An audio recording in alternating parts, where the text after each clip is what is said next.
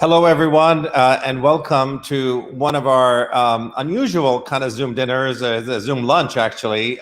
We are here. I am at Busboys and Poets here in Washington, D.C. at 14th and V, and we have two guests in different parts of the world, and that's why we're kind of doing it at noon to try to accommodate everyone's time zone.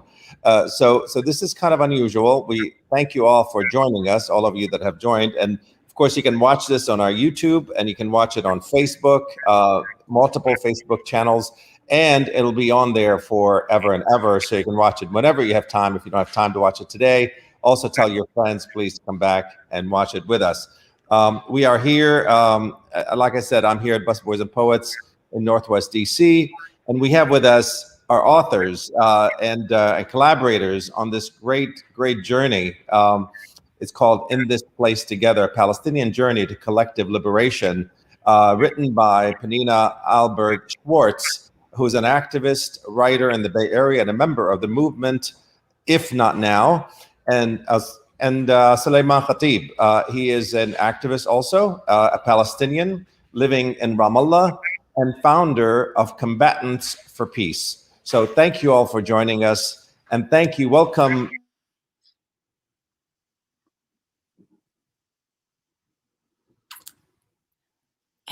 It looks like we may have lost Andy there. Give 1 second to see if he comes back, and if not, we can keep folks company.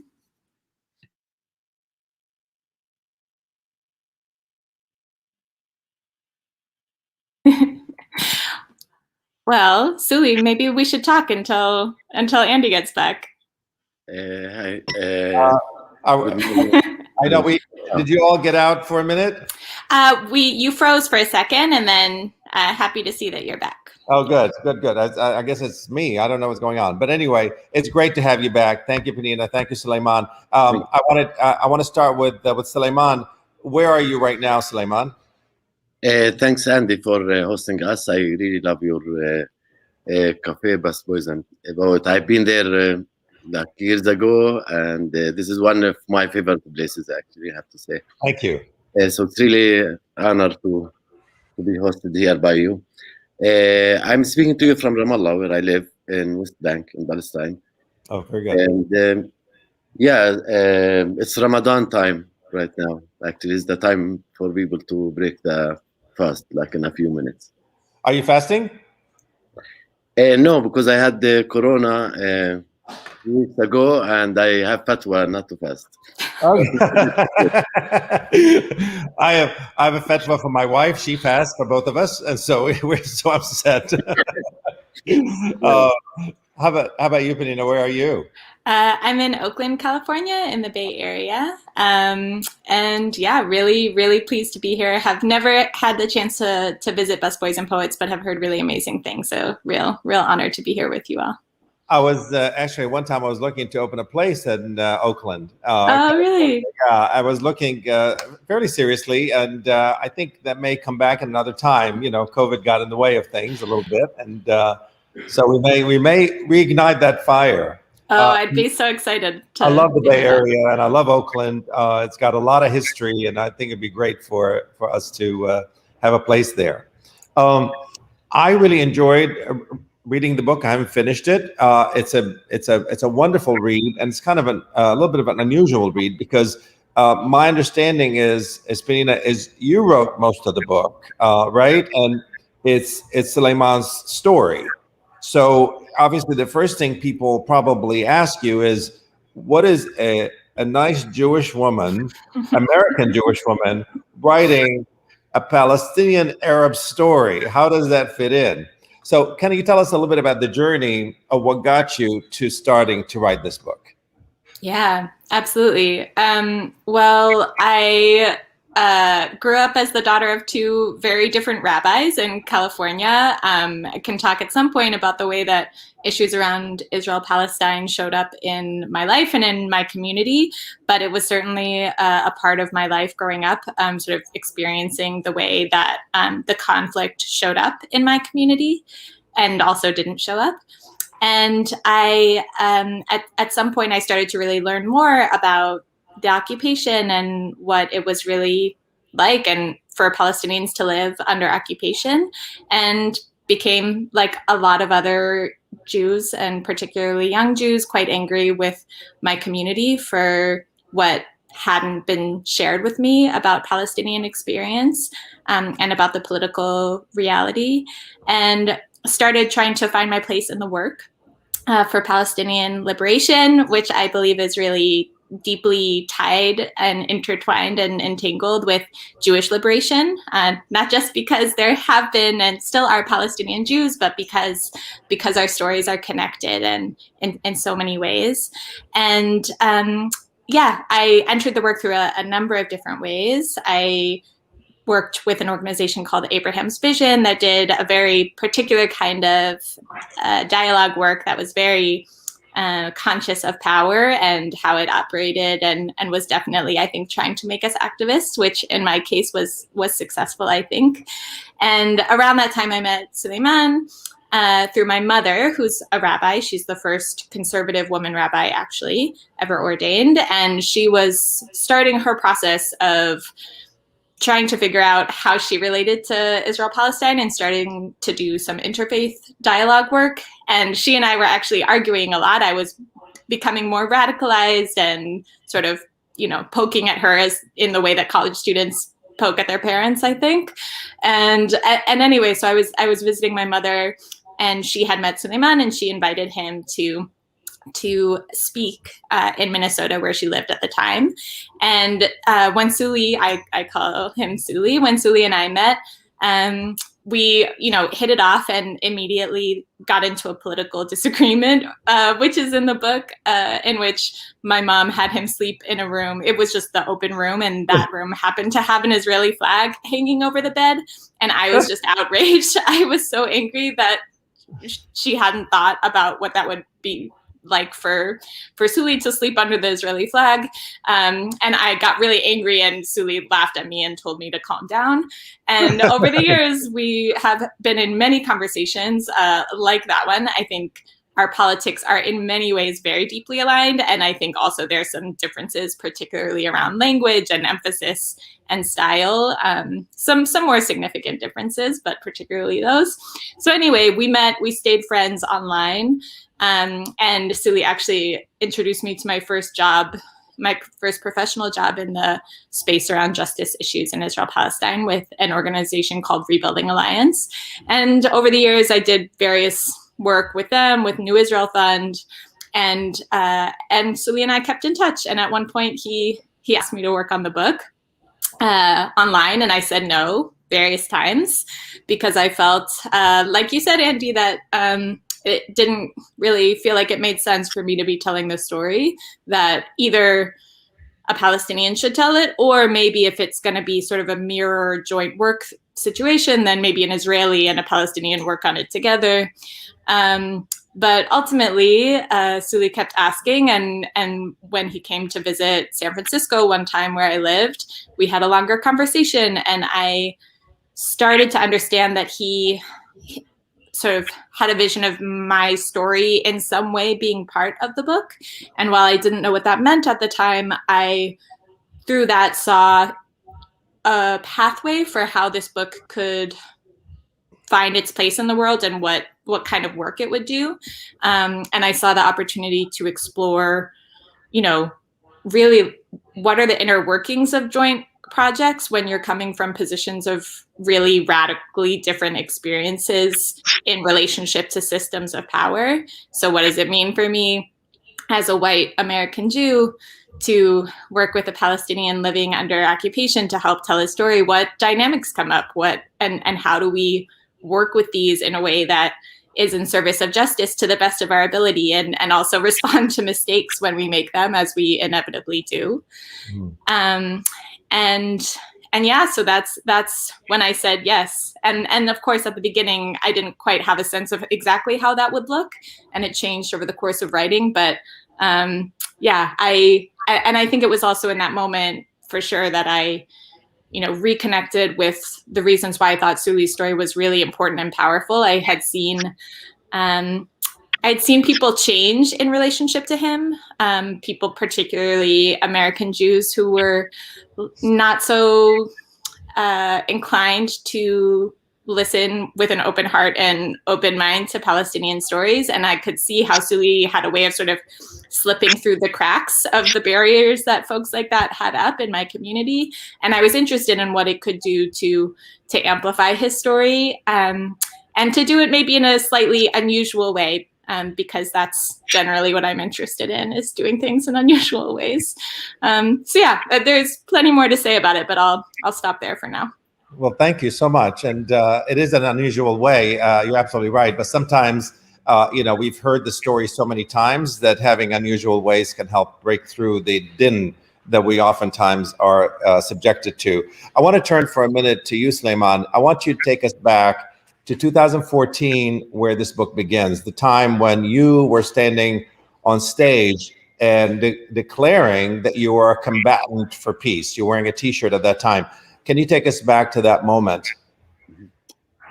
Thanks, Andy. And so, and my story, as you can see in the book, it's really a journey of many steps.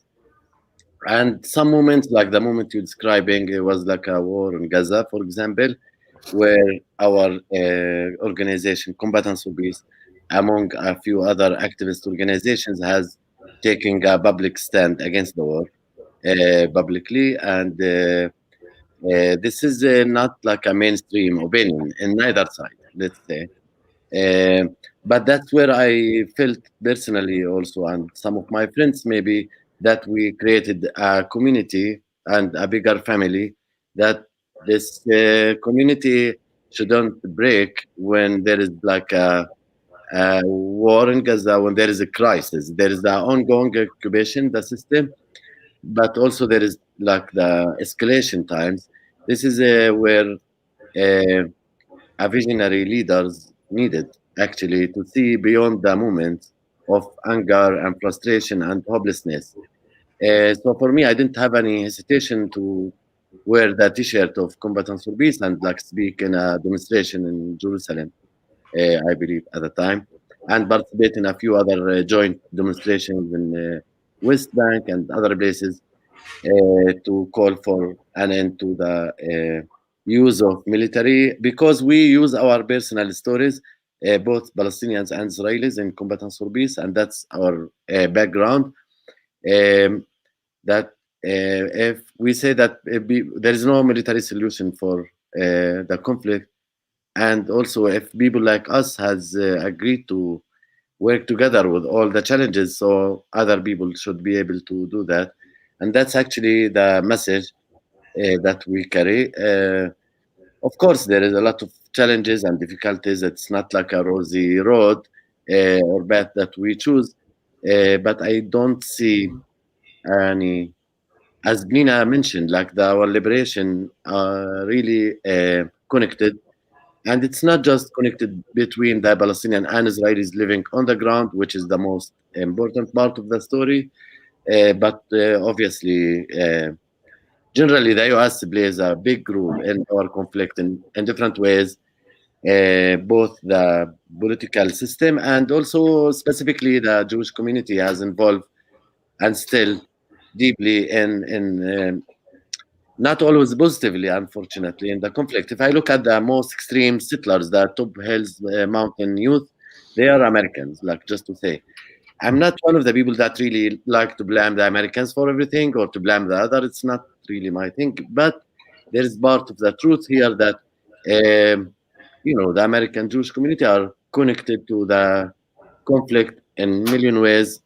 And I would like, and I've seen through the years, through our encounters and meetings, actually, and I hope the book will contribute to that, more openness to give space to Palestinian voices and to the Palestinian narrative, since we are talking about multiple narratives.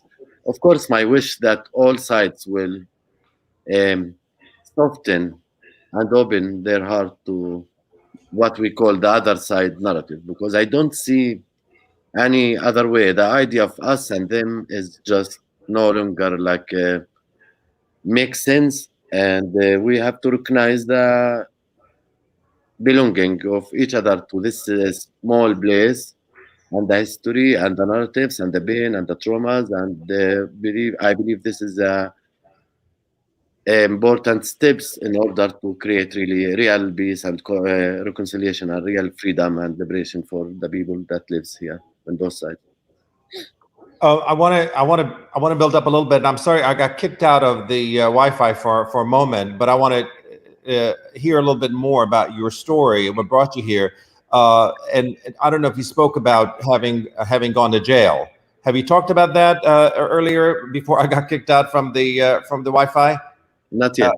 You haven't talked. So I think that's a really important story, right? At age 15, you stabbed an Israeli.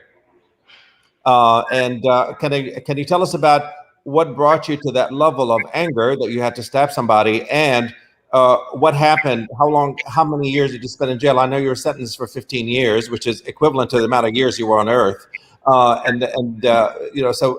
tell us a little bit about that story.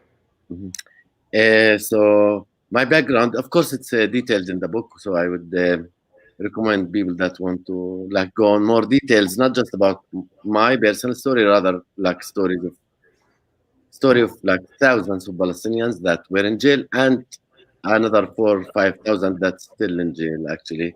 So it's really important to put this context. I'm not just my individual story here. Mm-hmm. So yeah, I basically when I was 14, I joined the Palestinian resistance, like some kids do. And the only way for me to resist the occupation at the time was what we call in our narrative armed struggle, violence. And to be honest, and this is maybe explained really well in the book, it has, all the reasons that makes you angry are there, and unfortunately still there. Starting from building my village. I born near Jerusalem, my village near Jerusalem, and the Israelis started to build the settlements around my village, which means taking the land and the historical road and connection between my village, my community, to Jerusalem. And of course, seeing the army around. My older brother was in jail. I was connected to the prisoners community and ex-prisoners, and so on. And also, I was connected to the Palestinian, to the Palestinian folklore, play the flute. So I grew up to be what we call salt of the earth, like my family, indigenous family that lived here for generations and generations. So protecting our homeland is something in honesty in our blood, in principle. Obviously, when I was 14, I used what I could to resist the occupation, from throwing stones, cocktail Molotov, and stabbing 2 Israelis with other guy from my village. He was 17 at the time. I was 14 and 5 months. His family house was demolished by the army because as this policy of house demolition still exists. So he was not activist, he was not politically, or his family even. So he joined me in order to attack 2 Israelis and take their weapon in order to use them, and that was the reason. Yeah, so it's not always easy to talk about that specific event. So this ended up with slightly wounded for the 2 Israelis, and I ended up in jail. I was 14 and 5 months at the time. So I was the youngest prisoner for a while. Yeah, and from there I was active in jail also, as a political prisoner among a bunch of organizations in jail, because we are divided into different factions. I was part of Fatah movement led by Arafat at the time. Also that time, also I have to say, nationalism and Che Guevara and being an armed struggle. It's all it has also fun part, I have to say, and also a scary parts, because you if you participate in the resistance, you will pay the price. Obviously, you and your family. My family has paid a heavy price. My brother was in jail. My family's house in the 2nd floor, my room was blocked with cement and iron for the next decade. When I was in jail, it was blocked all the time for the next 10 years and a half. So I was sentenced 15, but I spent 10 years and 5 months. Just maybe a legal context here. for Palestinians, when we do like any, let's say, illegal or crime, whatever it's called, they take us to a military court. It's not a normal Israeli court, so that's very important. Let's say that's why, like for example, like in my age, if I would be Israeli, I would be taken to rehabilitation center. So anyway, I have to play the man and like from young generation and to be active and to understand what's happening around me. The investigation time at the beginning was a lot of violence, physically and psychological wise. And like also at the time, because I was young, I lived a bit with adults. And also I played the role of the hero, like I as Palestinian hero, because if you go to jail and you did what you do, like you got a lot of credit, because talk about narratives, like maybe for some people this is a terrorist person. For the people that I represent our cause, this is the hero that protect our homeland, because you definitely can choose to surrender to the system and to your survival needs, like my father did, for example. He was working in Jerusalem municipality and many of his generation. Or you can participate in the revolution and you will be the price. During the jail time, I spent 10 years and 5 months. I participated a lot in the food hunger strike with other prisoners. And that's how I learned about nonviolence, honesty, in the first place, and the great force of nonviolence. And I have to say, this is a long journey. It's not like one event happened to me. But my first hunger strike, I was 15, with teenagers of 120 kids in Hebron, in Khalil jail. And we didn't have really enough experience. What we know just that we don't use violence due to practical reasons in jail. And so we have to do a lot of hunger strikes, food hunger strikes, where you don't eat at all. That's why it's called mayomel, salt and water. And this was actually one of the names for the book. We had a lot of conversation about that, because salt and water is really a central part of Middle East culture. And you came from Middle East, and all our like faith is like this is important in the religion, in our culture, tradition, also in jails. So I learned also. Then, like I work in the library, I also studied about nonviolence movements around the world, like the African American struggle, Martin Luther King and Mandela, South Africa example, because Mandela was in jail, and for Palestinian prisoners, usually he was a hero, and others, and of course from our culture, like the smooth culture, the steadfastness called, that used in the Palestinian history during the British Mandate, colonialism, and during the Israeli occupation too. So yeah, that's my background, and my transformation happened in jail. It's explained very well maybe in the book more with many details, because as I said, like change is not a simple thing to do. It's very easy to stay in our comfortable zone, our victimhood, in our narrative that we are right, they're wrong. That's the easiest place to be, and that's why I understand for some people it's really emotionally, physically, psychological wise, trauma, anything. It's very hard to open up to the enemy, what we call, which supposed to be like the evil, and you are the good one. You are in the good side of the history, especially coming from the weak side, like from the people that live under the occupation. That's much harder, because you have to agree to share your space basically with people that you think originally that they are the colonizers and the people that make you suffer, and your family and your land, and you have to give up also on land that you belong to. And there is a whole process of feeling cheating on your own God, religion, family, friends, the heroic ideas and all of that. So it requires a deep journey. And also practically I reached the conclusion, like some others also, that there is no military solution for our conflict, and that both sides are here and both sides have narrative and belonging here. And that's what we use now, like later on after jail, in Combatants for Peace and other joint spaces.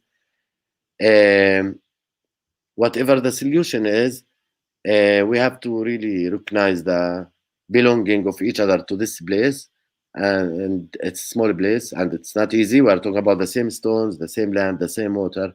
Obviously, I'm against the system because it's not shared, it's controlled by one side. So we're trying to create a shared community, a new narrative that everybody can be free and feel their dream like respected, and their like emotions to this place respected, and their survival needs.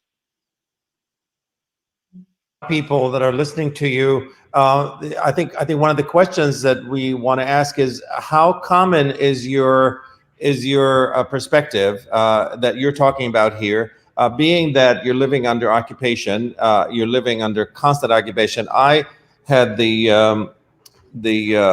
opportunity to visit there, and this was a few years ago, probably like 7-8 years ago, but I was angry the entire time. Every time, every few, meters or kilometers, you're stopped somewhere. The person who was driving us was Palestinian.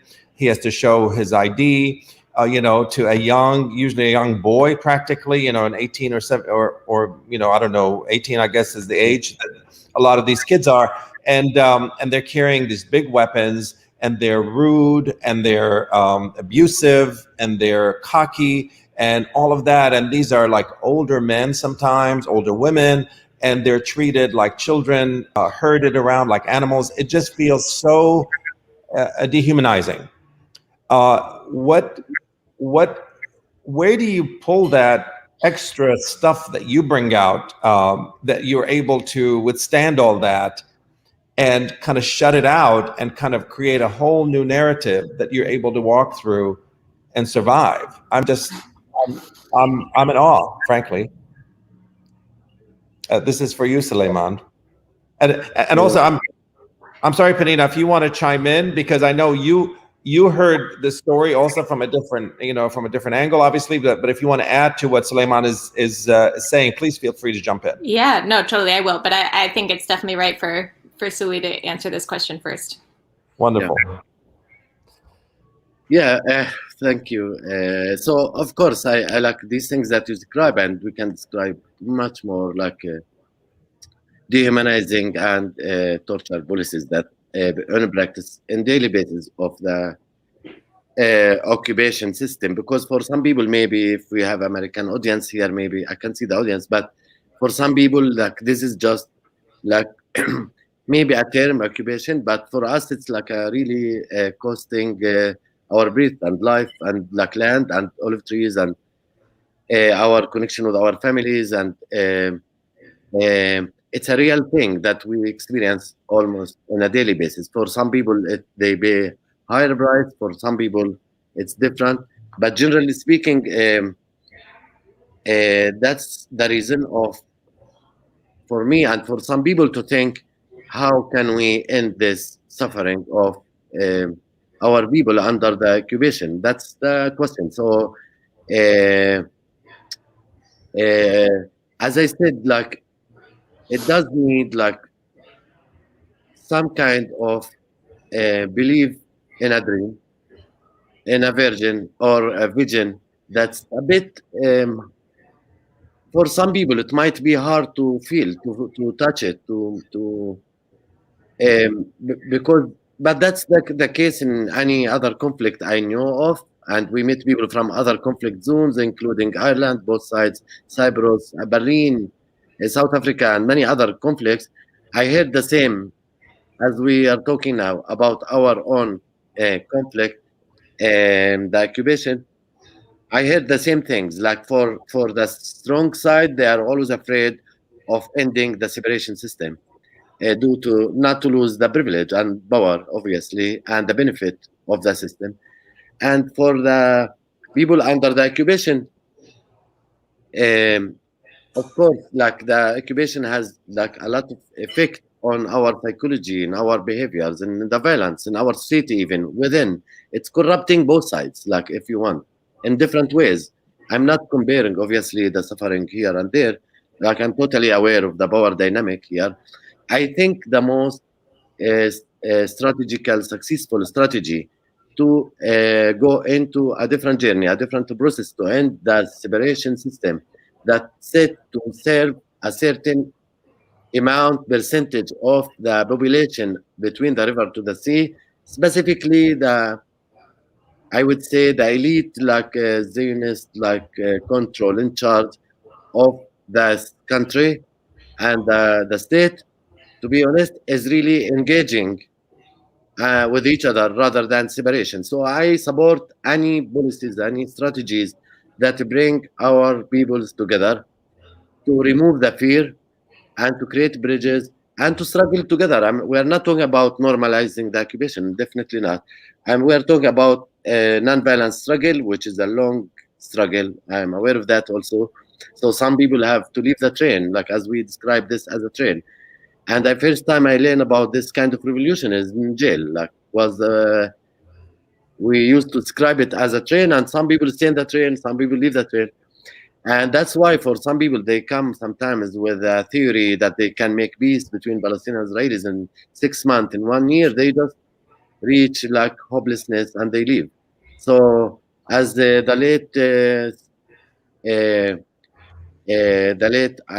leader of the African-American struggle for equality, Jen Lewis, I believe, that died a few months ago, said like this is a journey for life. It's not for a week or a month or a year. And I believe that vision can not just give hope and motivation to work, because people want to work for something hopeful. Like there is enough darkness here. And I think that also allow, let's say, Israelis also as the power here to participate in the struggle, not just in showing solidarity to the Palestinians, rather for the future of both sides.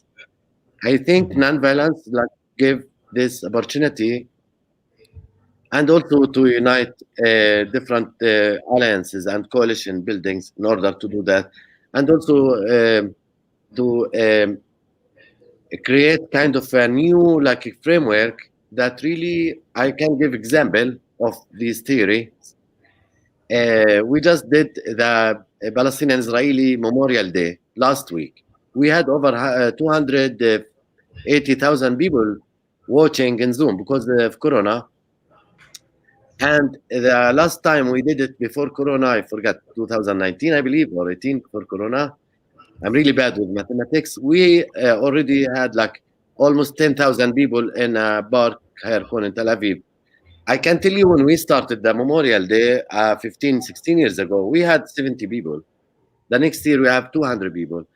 Watching this event growing and this community with thousands of people, even though it's very controversial, it's too much for many people in both sides to mourn together. This is with the dehumanization that exists here. This is beyond any dreams, I would say, and this gives me a lot of hope. And I know. Can you tell us what the Memorial Day is? What is that exactly? Is it like a collective sort of memorial?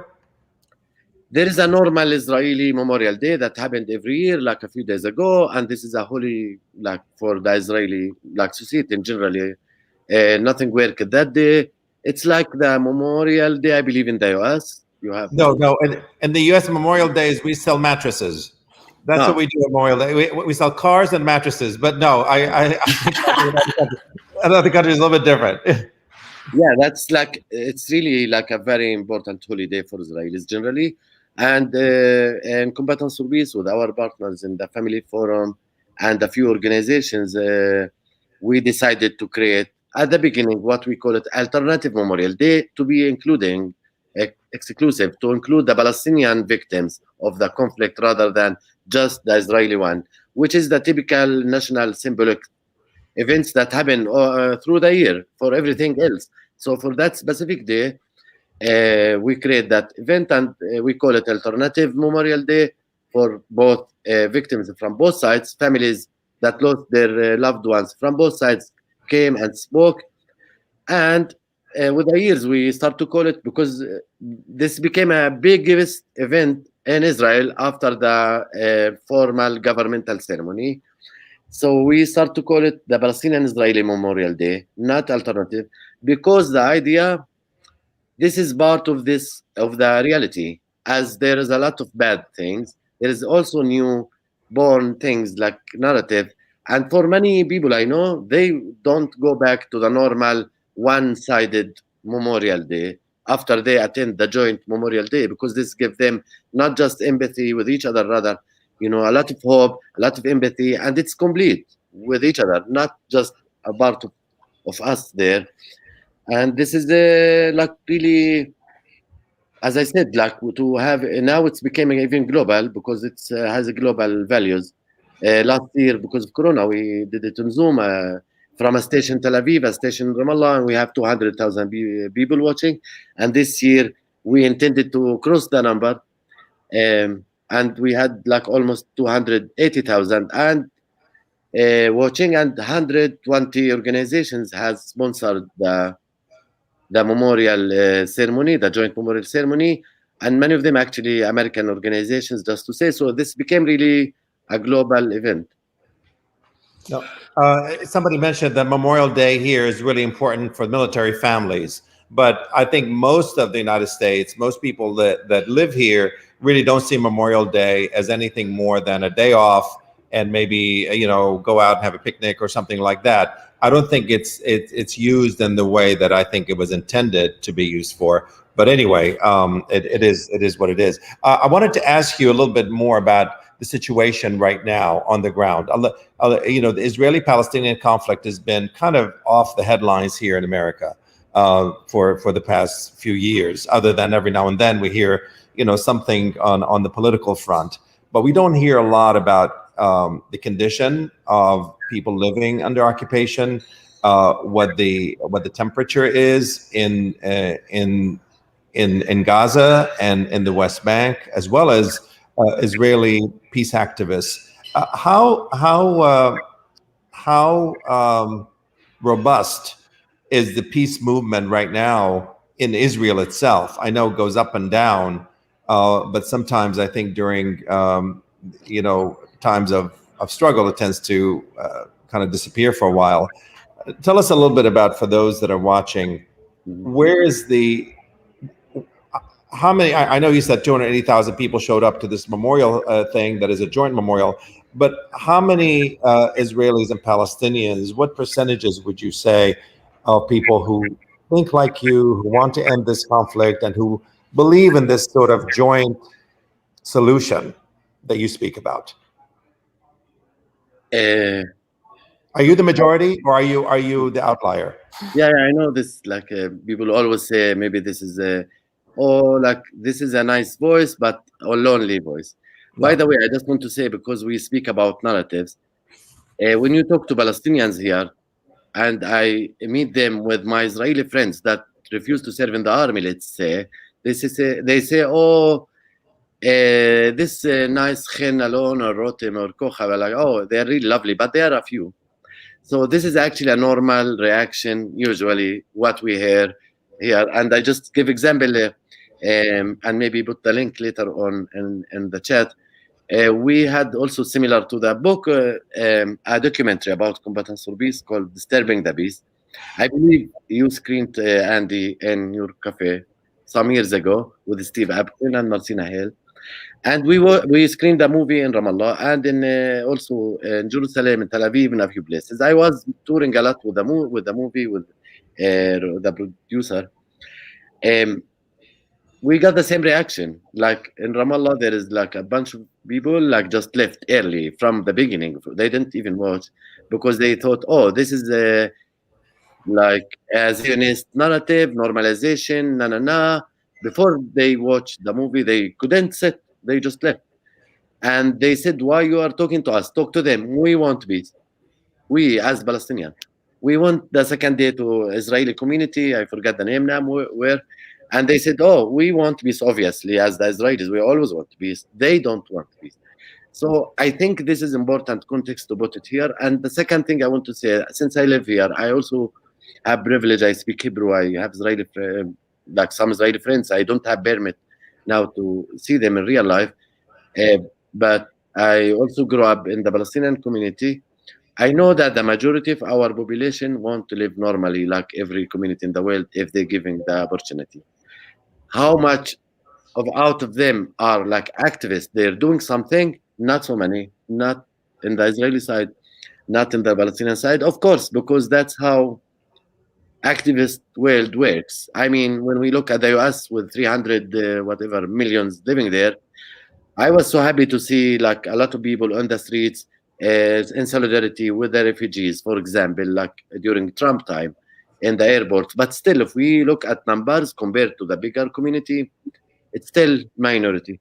So I think that the activist scene like will stay, unfortunately, feeling lonely and hard and small. But when the momentums come, we create different momentums, and step by step, that's how change happens. And I met a friend in Berlin from older generation. He told me a day before, like Berlin wall full, nobody, even the intelligence there, like nobody thought that the city will be united. And I believe we are just the same, like in Middle East also, like when real big steps of change happens, people will show goodness and forgiveness. And Middle East people like also had a lot of history of goodness and a culture of mercy. And I believe this can happen much easier than we think when our leaders their politics. Can I jump in for a sec?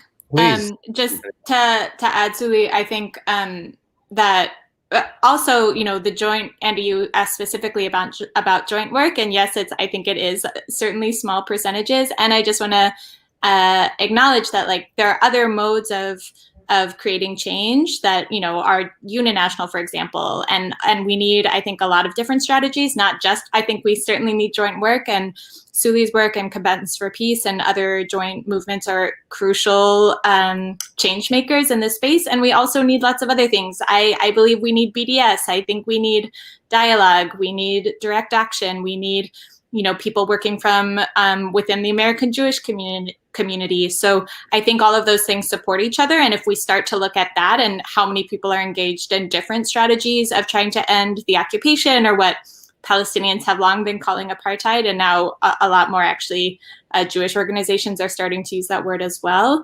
If we look at that, I think the picture starts to become more hopeful. And I also wanted to just say, I was thinking about, I wish I could remember the name of the scholar, but there's some scholar of nonviolent movements who, you know, has a theory about how many people you need to topple a system. If somebody remembers, let me know. Chenoweth, maybe? Chenoweth. And I forget exactly the percentage. It's a lot of people. It's more people than we have, but it's not everybody. So I think that is also something to keep in mind, that, you know, it's about building a small group of powerful people and using really smart, powerful strategies. And so I wanted to lift that up and keep that in mind as well. What do you think is the role of outsiders? I mean, I think oftentimes us Arab Americans and Arabs living outside, you know, outside of Palestine, have a connection to Palestine at some level, especially on the street.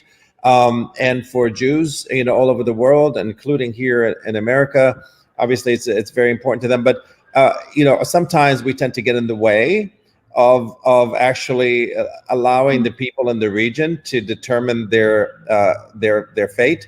How useful do you feel is the role? How important is the role of of Jews and Arabs living outside? How important is that role? Are they useful, or are they mostly, do they oftentimes get in the way? Because we want to be like hard ass. We want to say no. You know, yes, you know, fight, you know, there's no sense, you know, we tried peace, it didn't work. We have to go, you know, armed struggle and all this, you know, and then and we're sitting here sipping our lattes, you know, thinking, oh, this is wonderful, go for it. How important is the role of people living outside? Nina, do you want to jump? Yeah, I mean, I think I'll speak solely to the Jewish side of things, and then include, Ashkenazi, Mizrahi, Sephardi, Arab, Jewish side of things, and then if you want to speak to other communities, I think that would be great. But yeah, I mean, I believe that the American Jewish community is incredibly important. I mean, we could have there's actually an interesting debate going on in the Jewish left about this, and if we were able to end American Jewish support for the occupation, would the occupation end is a big question. I'm not totally clear, but I think it would be a huge deal if we were able to organize our community to really end our support and withdraw our consent from this system of control that Israel has been making Palestinians live under for so long. So I think there are a lot of different ways that we can do that, and we should, Andy, like you pointed to, do it from a place of humility and from an understanding that we are not living with the consequences of these decisions. We're not, neither as Palestinians and nor as Israelis. And I try to offer my understanding to Israelis when I speak about that too, because I know sometimes Israelis get annoyed with American Jews because we're not living with the consequences of any of these policy decisions. And that's really important for us to recognize. And I think it's also important that the people living those consequences be the ones deciding what happens. And, the truth is that the American Jewish community holds an enormous amount of power. And we, I believe that we are a community committed in our hearts to social justice. And for me, there's no reason why we should be supporting this system except fear and trauma from my perspective. And that's something that we can organize around as we are, trying to support the Palestinian struggle for liberation. There's a lot of work that we need to do to educate our community and also to create pathways of healing that can allow our community to start to see the truth and, come over to the side of liberation and trying to end the occupation and the system of apartheid. So yeah, but it is definitely murky waters to do it in a way that's respectful, and we make a lot of mistakes, no doubt. But I'll let Suli take it from there. Yeah, no, I like in the dream world, let's hope of decentralization, so people organize locally and decide our destinies locally without powerful companies controlling the world. But that's like a dream world. In real life, as real politics, we have to be also pragmatic. The outside forces are centrally important in general in every conflict. And we know, Diana wrote here about North Ireland, the diaspora in America during the Irish conflict. Of course, they played a huge important role in the conflict there. In our case, I think even the Palestinian-Israeli conflict is even getting more attention than even other conflicts for a million reasons. And it's not always in good anyway. So I don't feel like I have a right to say to a Palestinian living in the US or in a refugee camp in Lebanon that you have nothing to. My cousins live in Jordan and in South America and in North America and in a few places. I can't allow myself to tell them, oh, I live under the occupation, so you have no right to say anything. So this is really a complex dynamics always. Obviously, if you live in a more comfortable place, more like a privileged place, as you said, having your cafe in New York, it's easier to be radical, obviously, because you are not paying the price. You want the other people to fight forever. So I agree with Mina. At the end of the day, the decisions has to be made by people locally here. At the end of the day, we are the one paying a heavily price for the ongoing occupation, and the kids on both sides here have the right to decide their life and to live together at the end of the day.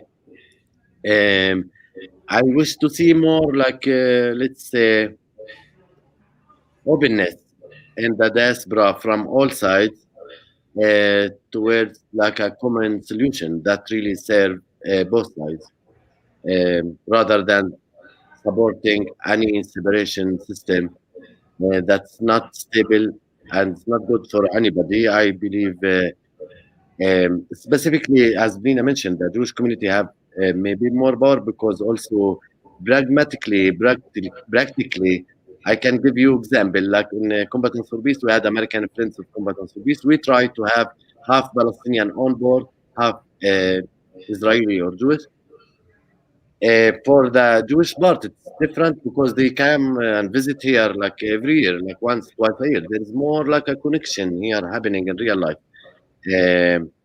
For a Palestinian, like on our board, some of them, like I don't want to mention names, like one of them, she's also from Jaffa, Jerusalem, but she born in the diaspora and she never been able to visit her like family's home town like at all. So there is here some like things to note.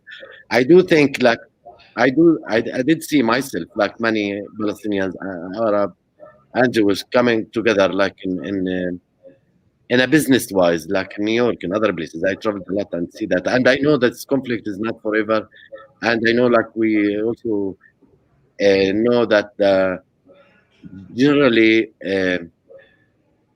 I know there is a criticism, but also there is also a lot of good sides in Middle East culture that people live together, Jewish, Muslim, Christian, also in Andalusia for like golden time of 600 years, you know, like it's not that we have to fight forever. I think there is a lot of Western colonization in our conflict. There is a big hand here of Uncle Sam that has to be recognized. I want to ask you, I know we have only a few more minutes left, but I wanted to ask you, what does peace look like to you at the end? A lot of times I think people think, you know, for especially here in the United States, you oftentimes hear about the two-state solution, and, you know, no one really knows what that means necessarily. It just sounds like a good deal, but it's, you know, obviously it's fraught with all kinds of obstacles and settlements and roads and all kinds of crap, right? What do you feel is what would peace look like? I know a lot of people are talking about a one-state solution, the idea of combining everyone together and having a state, but then you run into the idea of Zionism. And, you know, is it possible to have a Jewish state that is also a democratic state, and et cetera, et cetera? Can you please walk us through that? And this is to both of you. We can start with Sulaiman and maybe Penina. Yeah, Suli, why don't you go first and then I'll add. Okay, yeah. So I have to say, like, generally, I think it's not easy to jump like from the point where we are right now to number 100. Yeah. To be together in harmony, and just imagine we live in I don't know, let's say like a Swiss model or the EU. So there are a few models. I yesterday, I just want to bring this. Last night I watched some really great ideas on J Street conference, which is happening also yesterday and today will happen again. And I saw that a few Palestinian Israelis are talking about confederation idea. And so just to say, there are a few models that can work. The question, like really practically also how to get there. That's like how to build the trust and the safety and knowing also like for people in power, they will not give the power for free. That doesn't exist, as we know in South Africa. So I think like we have really to struggle that to recognize that people are equal, both Israelis and Palestinians, and they deserve the same rights, and they're born equal. If this is recognized, the rest will be like practical, pragmatic solutions will be much easier. There are a few models, as I mentioned, that can work, and there are a few initiatives here, aside of the classic two-state solution. Even yesterday in J Street, I was happy to hear that conversation within, I mean, on a J Street like platform, because like, you know, we don't have to stick with the holy like classical two-state. I'm not a super fan of the classical two-state with separation. I rather like having a model that really bring the goodness and the common interest of economy and the shared like interest of both people for the land and the water and access to everything and freedom, that give people freedom and safety and cooperation rather than a separation like solution. That's what I would support as solution. I also think the journey to the destiny is really important in our case to transform the mindset and the reality from occupation and fear and separation and the checkpoint system and all of this to build a different reality for both people. And I believe this is totally possible if there is really a goodwill on the political leadership. This is totally possible. I believe most, if not most of our people in both sides just want to live normally and instead of moving around for Palestinian, for example, like peace would look like in the first place, because we are not in the same place. We are more in the survival place. In the first place, I want myself to be able to go to Jerusalem, where I born, without Israeli controlling my life, like with a permit. In the first place, yesterday Abbas also spoke to the conference, the Palestinian president, and he spoke that Palestinian could travel from their own airport, which we don't have. In Gaza also, the siege, it's on a Mediterranean shore.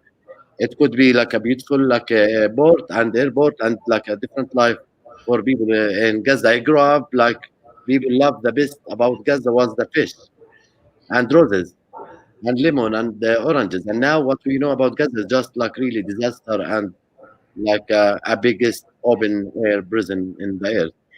So, and also for Israelis, like there is no feeling of legitimacy and safety, and we need like a solution that really speak to the hearts of both sides and the interest and to belonging. Like I'm not scared, as somebody said from the Confederation Initiative yesterday.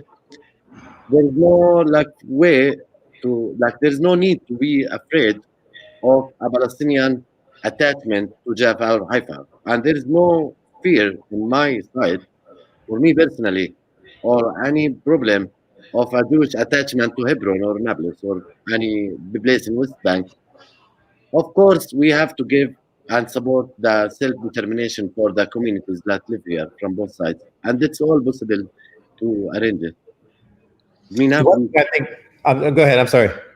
Yeah, well, I mean, I think Suli said most of it. I also am not much of a fan of the two-state solution, but also I don't live there, and I definitely I feel open to whichever solution is based on the right principles, which is what Suli was pointing to. I like the idea of the Confederation. I definitely understand the impulse towards the one-state solution, but I think that, like Suli said, it's about figuring out the solution from the principles rather than the other way around. I think you could say that's one of the things that went wrong with Oslo. It was this sort of solution that came down that was not based on principles, and Palestinians in particular are living the disastrous consequences of that now.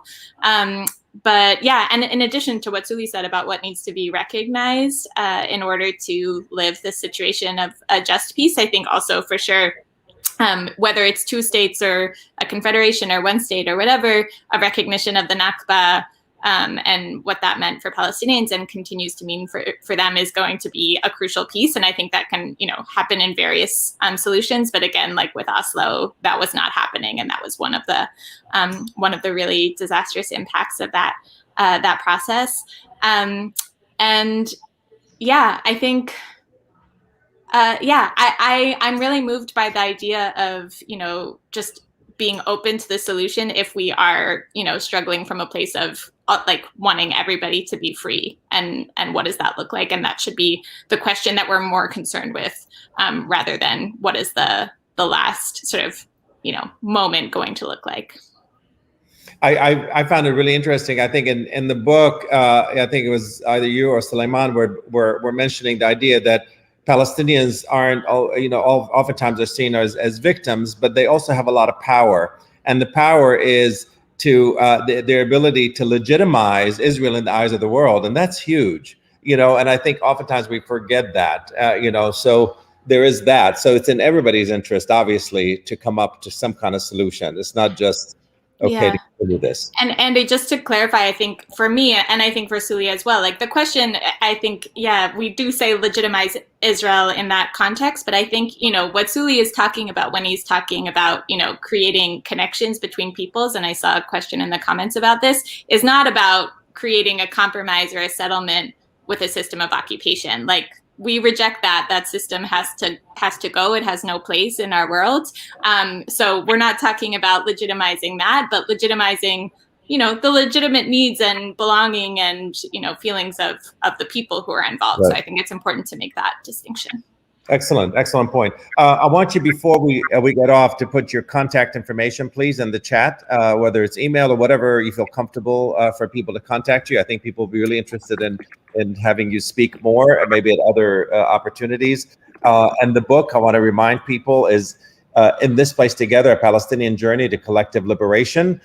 You can order it online in bookshop and other ways. I encourage you not to have to go to Amazon. I know Amazon's important to writers and all that because they sell a lot of books. But if you can find an independent bookstore, please support independent bookstores because they need your support. I'll ask you one final question, each one of you separately. I ask this to all my guests. I want you to imagine a dinner that you're going to be having with someone from history. Who would that person or persons be? And whoever wants to start first.